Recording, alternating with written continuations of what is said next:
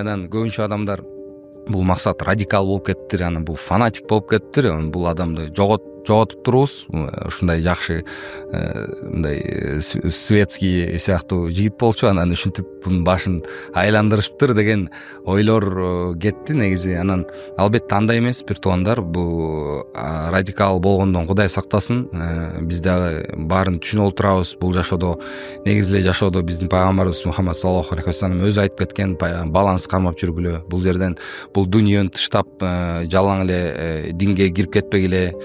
Анткени биз буга да жооп беребиз, бирок жалаң эле дүйнө болуп кетпегиле дагы деген да. Анткени дүйнө бул убактылуу эле, бул жерде биз мындай конок эле келген, мындай квартирант сыяктуу эле келип анан кеткен эле жер да негизи. Дене болсо бул арендага алган эле машина сыяктуу эле, мындай эле временно берилген нерсе да. Андан ары биздин жашообуз чыныгы жашоо биз үчүн жаннат да, биздин үйүбүз жаннат дегендейчи. Анан ошол жерге көбүнчө умтулуш керек деп айтылат да, акыраткачы. Анан бул деген бул убактылуу жашоодо мындай ойлойсуң да,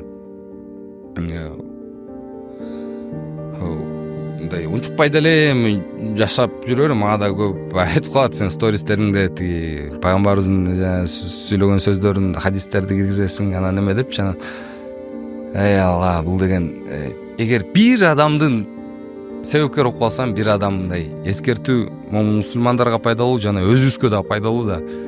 Мен мисалы үчүн бир столдо отуруп тамактанып Алланы улуктап калгандан кийин альхамдулилля, кандай сонун рахат, мындай отуруш болду деген мындай эме сезим менен кетесиң да. Эми жалаң дүйнө жөнүндө политика, ыр-пыр, футбол жалаң эле аябай көп болуп кеткенде аябай эметип кетесиң.